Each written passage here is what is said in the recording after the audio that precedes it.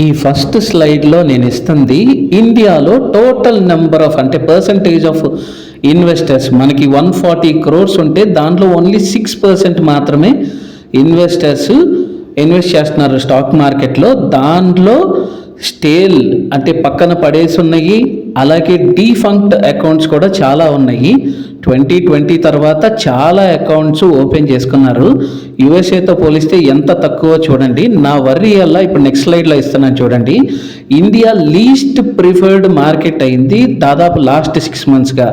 War tensions, opposition ఇబ్బందులు, అలాగే crude oil, inflation, RBI meet కరెక్ట్గా రీచ్ అవ్వకపోవటం, గవర్నమెంట్ పథకాలు ప్రజలకు రీచ్ అవ్వకపోవటం, ఇలా చాలా కండిషన్స్ ఉన్నాయి. రూపీ స్ట్రెంథనింగ్కి వీళ్ళు తీసుకునే ఈ టీచర్ అన్నిటినీ ఫిబ్రవరిలో చూద్దాం, బడ్జెట్లో చూద్దాం అన్నట్టుగా చూస్తున్నారు. బహుశా దీపావళి తర్వాత ఒక పుల్ బ్యాక్ రావచ్చు మార్కెట్లో.